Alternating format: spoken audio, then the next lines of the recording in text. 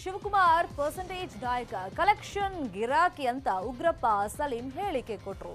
ಸುದ್ದಿಗೆ ಕಾರಣ ಆದ ಸಲೀಂರನ್ನ ಕಾಂಗ್ರೆಸ್ ಇಂದ ಅಮಾನತು ಮಾಡಿದ್ದಾರೆ. ಹೊಸ ವಿಷಯ ಏನು ಅಂದ್ರೆ ಡಿಕೆಶಿ ಬಗ್ಗೆ ಈ ತರ ಮಾತಾಡೋ ಹಾಗೆ ಮಾಡಿದ್ದೇ ಸಿದ್ದರಾಮಯ್ಯ ಅಂತೆ. ಒಬ್ಬರ ವಿಷಯ ಇಬ್ಬರ ಮಾತು ಈಗ ಮೂರು ಪಕ್ಷಗಳಿಗೂ ಆಹಾರವಾಗಿದೆ. ಡಿಕೆ ಪರ್ಸೆಂಟೇಜ್ ಕಲೆಕ್ಷನ್ ಗಿರಾಕಿ ಡಿಕೆ ಲೆಕ್ಕಾಗಿ ಬರೀ ಕಲೆಕ್ಷನ್ ಗಿರಾಕಿ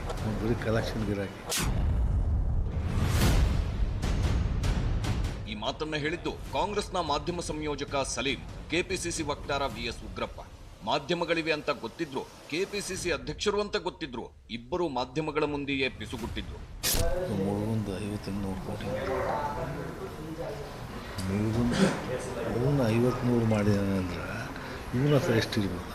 ಡಿಕೆ ಲೆಕ್ಕಾಗಿ ಬರೀ ಕಲೆಕ್ಷನ್ ಗಿರಾಕಿ. ಸಿದ್ದರಾಮಯ್ಯ ಖಡಕ್ಕಾಗಿ ಮಾತಾಡ್ತಾರೆ.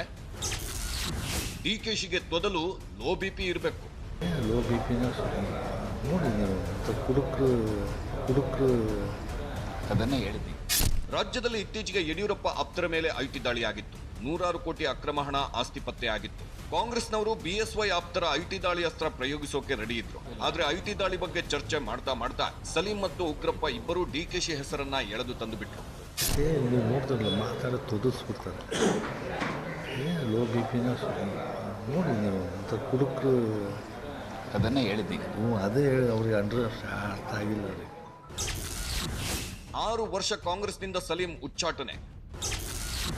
ವಿಎಸ್ ಉಗ್ರಪ್ಪಗೆ ಶಿಸ್ತು ಸಮಿತಿ ನೋಟಿಸ್. ಕಲೆಕ್ಷನ್ ಗಿರಾಕಿ ಅನ್ನೋ ಮಾತು ಕೇಳಿದ ಮೇಲೆ ಡಿಕೆಶಿ ಸುಮ್ಮನಿರ್ತಾರ? ಕಾಂಗ್ರೆಸ್ ಶಿಸ್ತು ಸಮಿತಿಗೆ ಸಂದೇಶ ಕೊಟ್ರು.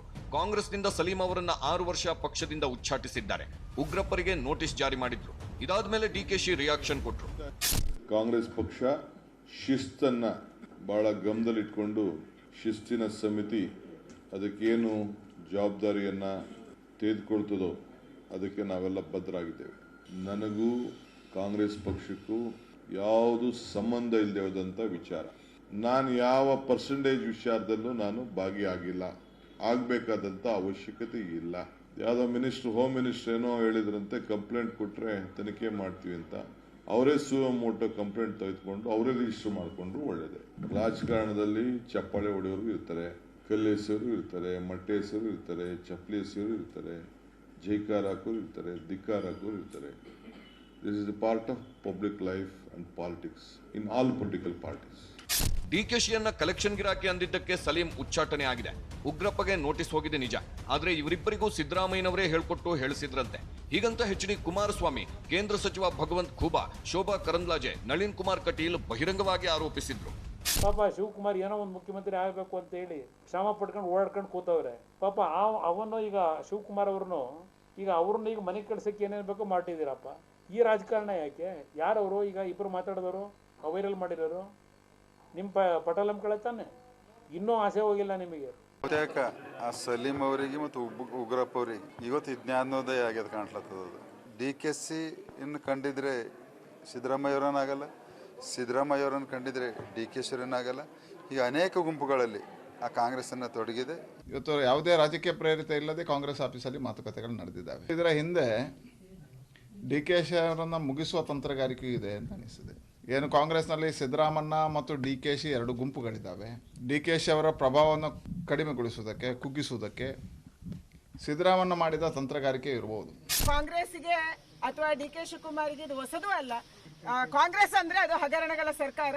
ಕೆಪಿಸಿಸಿ ಅಧ್ಯಕ್ಷರಾಗಿರ್ತಕ್ಕಂಥ ಡಿಕೆ ಶಿವಕುಮಾರ್ ಅವರ ಮುಖವಾಡವನ್ನ ಕಳಿಸಿಟ್ಟಿದ್ದಾರೆ. ಕಾಂಗ್ರೆಸ್ ಅಂತ ಹೇಳಿದ್ರೆ ಕರಪ್ಷನ್. ಡಿಕೆ ಶಿವಕುಮಾರ್ ಬಗ್ಗೆ ಸತ್ಯನೇ ಮಾತಾಡಿದ್ದಾರೆ. ಹುಟ್ಟು ರಟ್ಟಾಗ್ಲಿ ಅಂತಾನೆ ರಟ್ಟು ಮಾಡಿದ್ದಾರೆ ಅಂತ ಹೇಳಿ ನನಗನ್ಸುತ್ತೆ. ಯಾವಾಗ ಡಿಕೆಶಿ ಅವರನ್ನ ಕಲೆಕ್ಷನ್ ಗಿರಾಕಿ ಅಂದ್ರು ಈ ಸುದ್ದಿ ದೊಡ್ಡದಾಯ್ತು. ಆಗ ಉಗ್ರಪ್ಪ ತಮ್ಮ ಎಡವಟ್ಟು ಹೇಳಿಕೆಯನ್ನ ಸಮರ್ಥಿಸಿಕೊಂಡ್ರು. ಅಷ್ಟೇ ಅಲ್ಲ, ಮಾಧ್ಯಮಗಳ ಮೇಲೆ ಗೂಬೆ ಕೂರಿಸಿದ್ರು. ಅವರ ಹೇಳಿದಂತದ್ದು ಅಸತ್ಯ ಅನ್ನುವಂಥದ್ದು ಗೊತ್ತಾದ ಮೇಲೆ ನಿಮ್ಮ ಎದುರುಗಡೆ ಚರ್ಚೆ ಆಗೋದು ಬೇಡ ಅಂತ ಹೇಳಿ ಪ್ರೆಸ್ ಕಾನ್ಫರೆನ್ಸ್ ಆದ್ಮೇಲೆ ಅವರ ಗಮನಕ್ಕೆ ತಂದು ಈ ರೀತಿಯ ವಿಚಾರಗಳನ್ನ ಮಾತನಾಡೋದು ಬೇಡ ಅಂತ ಹೇಳಿದ್ದೇನೆ. ಅವಾಗ ಅವರು ಹೇಳಿದ್ರು, ಸರ್ ನಾನು ಚಾರ್ಜ್ ಮಾಡ್ತಾ ಇಲ್ಲ, ಬೇರೆಯವರು ಈಗ ಹೇಳ್ತಾ ಇದ್ದಾರೆ, ನಿಮ್ಮ ಗಮನದಲ್ಲಿ ಇರಲಿ ಅಂತ ಹೇಳಿ ನಾ ಹೇಳಿದ್ದೇನೆ ಅಂತ ಹೇಳಿದ್ದಾರೆ. ಸೊ ಅದಕ್ಕೆ ಯಾಕೆ ನೀವಿರಬೇಕಾದ್ರೆ ಮತ್ತೆ ನಾನು ವಾಗ್ವಾದ ಮಾಡೋದು ಸರಿ ಕಾಣೋದಿಲ್ಲ, ಈಗ ಹೇಳ್ಬೇಡಿ ಅಂತ ಹೇಳಿದ್ರೆ ಮತ್ತು ಅದು ಇದಾಗಬಹುದು ಅಂತ ಹೇಳಿ ನಾನು ಸುಮ್ಮನೆ ಇದ್ದೆ. ಡಿಕೆ ಶಿವಕುಮಾರ್ ಅವರನ್ನ ಕಲೆಕ್ಷನ್ ಗಿರಾಕಿ ಅಂದ ಸ್ವಪಕ್ಷದವರ ಬಗ್ಗೆ ಬಿಜೆಪಿಯವರ ಬಗ್ಗೆ ಸಂಸದ ಡಿಕೆ ಸುರೇಶ್ ರಿಯಾಕ್ಟ್ ಮಾಡಿದ್ದು ಹೀಗೆ. ಡಿಕೆ ಶಿವಕುಮಾರ್ ಅವರ ಎಲ್ಲ ವಿಚಾರಗಳು ಕೂಡ ನೇರವಾಗಿದೆ. ಕೆಲವರಿಗೆ ಡಿಕೆ ಶಿವಕುಮಾರ್ ಅವರ ಏಳಿಗೆಯನ್ನು ಸಹಿಸಿಕೊಳ್ಳಲಿಕ್ಕೆ ಸಾಧ್ಯ ಆಗೋದಿಲ್ಲ. ಅದು ವಿರೋಧಿಗಳಿರ್ಬೋದು, ಸ್ವಪಕ್ಷೀಯರಿರ್ಬೋದು. ಸೊ ಕೆಲವು ರೀತಿ ಚರ್ಚೆಗಳನ್ನು ಮಾಡ್ಕೋತಾ ಇರ್ತಾರೆ. ನಮ್ಮ ಆತ್ಮೀಯರು ಜಾಸ್ತಿ ಇರ್ತಾರೆ. ಸೊ ಆತ್ಮೀಯತೆ ಜಾಸ್ತಿ ಆದಾಗ ಕೆಲವೊಂದು ವಿಚಾರಗಳು ಚರ್ಚೆಗೆ ಬರ್ತವೆ. ಒಟ್ನಲ್ಲಿ ಡಿಕೆ ಶಿವಕುಮಾರ್ ಅವರನ್ನ ಕಲೆಕ್ಷನ್ ಗಿರಾಕಿ ಅಂತ ಸ್ವಪಕ್ಷದವರೇ ಹೇಳಿರೋದು ಬಿಜೆಪಿಯವರಿಗೆ ಭರ್ಜರಿ ಆಹಾರ ಆಗಿದೆ. Bureau report, news 18 Kannada. ಮಾಜಿ ಸಿಎಂ ಸಿದ್ದರಾಮಯ್ಯ ಮತ್ತು ಎಚ್ಡಿ ಕುಮಾರಸ್ವಾಮಿ ಮಧ್ಯೆ ವಾಕ್ಸಮರ ತಾರಕಕ್ಕೇರಿದೆ. ಪುಟಗೋಸಿ ವಿಪಕ್ಷ ಸ್ಥಾನ, ಮಿಡ್ ನೈಟ್ ರಾಜಕೀಯ, ಆಪರೇಷನ್ ಕಮಲ ವಿಷಯದಲ್ಲಿ ಇಬ್ಬರ ಮಧ್ಯೆ ಟಾಕ್ ವಾರ್ ಹೇಗಿತ್ತು ನೀವು ಕೇಳಿ. ನಮ್ಮ ಪಕ್ಷದ ಬಗ್ಗೆ, ನನ್ನ ಬಗ್ಗೆ ಪದೇ ಪದೇ ಕೆಣಕಬೇಡಿ. ನಿಮ್ಮ ಸ್ವಾರ್ಥ, ನಿಮ್ದು ಯಾವುದೊಂದು ಪುಟಗೋಸಿ ವಿರೋಧ ಪಕ್ಷದ ನಾಯಕನ ಸ್ಥಾನಕ್ಕೆ ಲೀಡರ್ ಆಫ್ ದಿ ಅಪೋಸಿಷನ್ ಪುಟಗೋಸಿ, ಇವರ ಪ್ರಕಾರ ಪುಟಗೋಸಿ. Deve Gowda leader of the opposition ಆಗಿರುವೆ, ದೇವರಾಜ ಅರಸ್ವತಿ ಚೀಫ್ ಮಿನಿಸ್ಟರ್. ಆ ಪೋಸ್ಟು ದೇವೇಗೌಡನ ಪೋಸ್ಟು ಪುಟಗೋಸಿ ಪೋಸ್ಟಾ? ಅದು ಕಾನ್ಸ್ಟಿಟ್ಯೂಷನಲ್ ಪೋಸ್ಟ್. ಇದು ಅವಮಾನ ಅಲ್ವಾ? ಅವತ್ತು ಮೈತ್ರಿ ಸರ್ಕಾರ ಕಿತ್ತೆಸಿದವರು, ಬಿಜೆಪಿ ಬಿ ಟೀಮ್ ಅಂತ ಹೇಳಿದವರು, ಯಡಿಯೂರಪ್ಪನವ್ರು ಮುಖ್ಯಮಂತ್ರಿ ಮಾಡಬೇಕಾದ್ರೆ ನಿಮ್ಮ ಪಾತ್ರ ಏನಿದೆ ಅನ್ನೋದು ಗೊತ್ತಿದೆ ನನಗೆ. ಈಗ ವಿರೋಧ ಪಕ್ಷದ ನಾಯಕನ ಸ್ಥಾನಕ್ಕೋಸ್ಕರವಾಗಿ ನೀವು ಆ ಮೈತ್ರಿ ಸರ್ಕಾರ ತೆಗಿಲಿಕ್ಕೆ ಮಹಾನ್ ಪುರುಷರಿದ್ದೀರಲ್ಲ, ನಾಚಿಕೆ ಆಗಬೇಕು ನಮ್ಮ ಪಕ್ಷದ ಬಗ್ಗೆ ಚರ್ಚೆ ಮಾಡೋಕ್ಕೆ. ಈ ಸರ್ಕಾರ ಬಿದ್ದೋಯ್ತದೆ ಅಂತ ಗೊತ್ತಿತ್ತು. 9 ದಿನ ಅಮೆರಿಕಕ್ಕೆ ಹೋಗೋಕೆ ಕುತ್ಕೊಂಡಲ್ಲ ಯಾಕೆ? ನಾನು ಹೇಳಿದೆ, ಫೋನ್ ಮಾಡಿ ಹೇಳಿದೆ, ಕುಮಾರಸ್ವಾಮಿ ಇಲ್ಲಿ ಬರ್ರಿ, MLAಗಳೆಲ್ಲ ಆಪರೇಷನ್ ಕಮಲಕ್ಕೆ ಒಳಗಾಗ್ತಾ ಇದ್ದಾರೆ, you come down to India.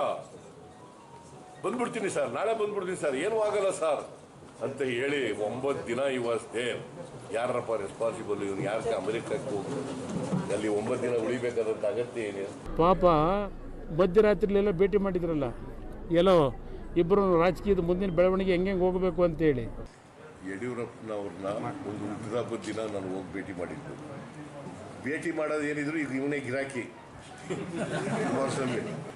ನಾನು ಪ್ರೂವ್ ಮಾಡಿಬಿಡ್ಲಿ, ನಾನು ಯಡಿಯೂರಪ್ಪನ ಭೇಟಿ ಮಾಡಿದ್ದೀವಿ ಅಂತ ಪ್ರೂವ್ ಮಾಡಿಬಿಟ್ರೆ ಬೆಂಗಳೂರಲ್ಲಿ ರಕ್ಕಸ ಮಳೆಗೆ ಮತ್ತೊಂದು ಬೃಹತ್